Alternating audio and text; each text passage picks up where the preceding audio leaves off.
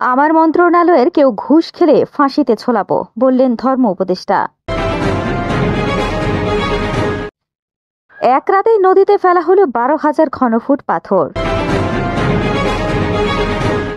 Press সচিবের দায়িত্ব শেষে সাংবাদিকতায় ফিরে যাব, বললেন শফিকুল আলম। টিকটকার প্রিন্স মামুন আবারও গ্রেফতার। বাগেরহাটের মোংলায় ডেঙ্গুর পাশাপাশি বাড়ছে চিকুনগুনিয়া রোগে আক্রান্ত। ইতালি উপকূলে জাহাজ ডুবে নিহত 26, জীবিত উদ্ধার 60। চীনের সাথে হুথির বিস্ময়কর চুক্তি, ধরা খাচ্ছে ইসরায়েল আমেরিকা। আসসালামু আলাইকুম। এসটি বাংলা টেলিভিশনের নিয়মিত সংবাদ বুলেটিনে আপনাদেরকে স্বাগতম। আপনাদের সাথে আছি আমি তানজানা রহমান। এতক্ষণ শুনছিলেন শিরোনাম, এবার শুনুন বিস্তারিত। অন্তর্বর্তী সরকারের ধর্ম উপদেষ্টা ডক্টর আ.ফ.ম. খালিদ হোসেন বলেছেন, হজ ওমরা নিয়ে আমার মন্ত্রণালয়ের কোনো কর্মকর্তা যদি 1 টাকাও ঘুষ খায় তাহলে তাকে ফাঁসিতে ঝোলানো হবে। আমাদের কোনো স্টাফ দুর্নীতির সঙ্গে জড়িত হলে, কোনো এজেন্সির কাছ থেকে টাকা দাবি করলে আপনারা আমাদের জানাবেন, তাদের বিরুদ্ধে ব্যবস্থা নেওয়া হবে। আগারগাঁওয়ে চীন মৈত্রী সম্মেলন কেন্দ্রে হজ ও ওমরা ফেয়ার 2025-এর উদ্বোধন অনুষ্ঠানে বৃহস্পতিবার 14 আগস্ট সকালে তিনি একথা বলেন। এবার সিলেটের পর্যটন কেন্দ্রে সাদা পাথর থেকে লুট হওয়া পাথর উদ্ধারে রাতভর অভিযান চালিয়েছে যৌথ বাহিনী। অভিযানে ধলাই নদী তীরবর্তী বিভিন্ন স্থান থেকে 12,000 ঘনফুট লুটের পাথর উদ্ধার করা হয়েছে। উদ্ধার করা পাথর পুনরায় ধলাই নদীতে ফেলা হয়েছে। বুধবার 13 আগস্ট রাত 12টার পর থেকে জেলা প্রশাসন ও আইনশৃঙ্খলা বাহিনী যৌথভাবে এই অভিযান পরিচালনা করে। কোম্পানীগঞ্জ উপজেলা নির্বাহী কর্মকর্তা আজিজুন নাহার বলেন, পাথর লুটের ঘটনায় 6 সদস্য বিশিষ্ট কমিটি গঠন করা হয়। বুধবার রাতে যৌথ বাহিনীর সহযোগিতায় অভিযান চালায় ওই কমিটি। এই সময় লুট হওয়া 12,000 ঘনফুট পাথর উদ্ধার করা হয়। পরে ভোলাহাটের সাদা পাথর এলাকা ও ধলাই নদীর বিভিন্ন স্থানে উদ্ধারকৃত পাথর প্রতিস্থাপন করা হয়। এদিকে 2024 সালের 5 আগস্ট ছাত্র জনতার গণ-অভ্যুত্থানে শেখ হাসিনা সরকারের পতনের পর 8 আগস্ট নোবেলজয়ী ডক্টর মোহাম্মদ ইউনূস অন্তর্বর্তী সরকারের প্রধানের দায়িত্ব গ্রহণ করেন। 5 দিন পর 13 আগস্ট প্রধান উপদেষ্টার প্রেস সচিব হিসেবে নিয়োগ পান শফিকুল আলম। গতকাল বুধবার 13 আগস্ট প্রেস সচিব হিসেবে 1 বছর পূর্ণ করেছেন শফিকুল আলম। প্রেস সচিব হিসেবে গত 1 বছর তার দায়িত্ব পালন কেমন কেটেছে তা তিনি নিজের ভেরিফাইড ফেসবুক আইডিতে ব্যক্তিগত অনুভূতি প্রকাশ করেছেন।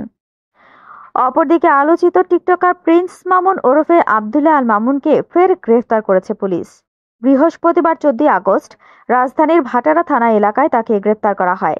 বিষয়টি নিশ্চিত করেছেন ভাটারা থানার officer in charge OC Rakibul Hasan. OC Rakibul Hasan জানান, বিজ্ঞ আদালতের জারি করা ওয়ারেন্টের ভিত্তিতে প্রিন্স মামুনকে গ্রেফতার করা হয়েছে। এই মুহূর্তে জ্বরের রোগী অনেক বেড়ে গেছে। গত কয়েক বছর ডেঙ্গু রোগী আছে, কিন্তু এই বছর ডেঙ্গু রোগের চাইতে এবার ভাইরাসজনিত রোগ চিকুনগুনিয়া এই রোগের প্রভাব অনেক বেশি। এই রোগীদের কিছু সিমটম থাকে, অনেক জ্বর থাকে, যা 104 থেকে 105 ডিগ্রি জ্বর থাকে, সাথে প্রত্যেকটা জয়েন্টে প্রচন্ড ব্যথা হয়।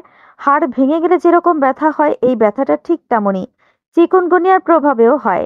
এই বছর বাংলাদেশে আমরা দেখতে পাচ্ছি হাসপাতালে জরুরি বিভাগে চিকুনগুনিয়া সিমটমের রোগী ভর্তি হচ্ছে। এবং ইতালি উপকূলে অভিবাসন প্রত্যাশীদের জাহাজ ডুবে কমপক্ষে 26 জনের মৃত্যু হয়েছে। জীবিত উদ্ধার করা হয়েছে 60। বুধবার 13 আগস্ট দেশটির ল্যাম্পাদুসা দ্বীপের কাছে হয় এই ঘটনা। কর্তৃপক্ষ জানায়, এখনো অনেকেই নিখোঁজ রয়েছে, তাই তল্লাশি অভিযান অব্যাহত রাখা হয়েছে। তবে প্রাণহানি বাড়বে বলে শঙ্কা প্রকাশ করেছে কোস্ট গার্ড। এক বিবৃতিতে ইতালির কোস্ট গার্ড জানিয়েছে, বুধবার স্থানীয় সময় সকালে দ্বীপটি থেকে 14 মাইল দূরে একটি ডুবন্ত জাহাজ নজরে আসে তাদের। এরপরই দ্রুত অভিযান শুরু করা হয়। অপরদিকে জাতিসংঘের শরণার্থী বিষয়ক সংস্থা ইউএনএইচসিআর এর তথ্য অনুযায়ী লিবিয়া থেকে রওনা দিয়েছিল 92 থেকে 97 জনের অভিবাসন প্রত্যাশী দলটি। ভূমধ্যসাগর পাড়ি দিয়ে ইউরোপে যাওয়ার লক্ষ্য ছিল তাদের, তবে দুর্ঘটনার কারণ এখনো পর্যন্ত জানা যায়নি। উল্লেখ্য, চলতি বছর অবৈধভাবে ইউরোপে যাওয়ার চেষ্টার সময় ভূমধ্যসাগরীয় অঞ্চলটিতে মৃত্যু হয়েছে 675 জনের। লোহিত সাগরে দীর্ঘদিন ধরে চলমান উত্তেজনা ও হামলার মধ্যেও চীনা গাড়ি বহনকারী জাহাজগুলো নিরাপদে চলাচল করছে। এমন এক ব্যতিক্রমী পরিস্থিতি ঘিরে আন্তর্জাতিক অঙ্গনে কৌতূহল তৈরি হয়েছে। 2023 সালের শেষ দিক থেকে ইয়েমেনের হুথি বিদ্রোহীরা একের পর এক বাণিজ্যিক জাহাজে হামলা চালাচ্ছে। দাবি করছে এটি গাজার ফিলিস্তিনিদের প্রতি সংহতি জানানোর অংশ। এর ফলে বিশ্বব্যাপী জাহাজগুলো রুট পরিবর্তন করে দীর্ঘ পথে যাতায়াত করছে। কিন্তু অদ্ভুতভাবে চীনা গাড়ি রপ্তানিকারক জাহাজগুলো কোনো হামলার শিকার হয়নি। বিশ্লেষকদের ধারণা, চীন হয় সরাসরি নয়তো ইরানের মাধ্যমে হুথিদের সঙ্গে গোপন সমঝোতায় পৌঁছে। ইরান হুথিদের প্রধান সমর্থক এবং চীনের অন্যতম বড় তেল রপ্তানিকারক দেশ। ফলে এই প্রভাবকে কাজে লাগিয়ে বেইজিং তার গাড়ি রপ্তানি সুরক্ষিত করেছে বলে ধারণা করা হচ্ছে। এতক্ষণ আমাদের সঙ্গে থাকার জন্য ধন্যবাদ। পরবর্তী সংবাদ বুলেটিন দেখার জন্য আমন্ত্রণ রইল। আল্লাহ হাফেজ।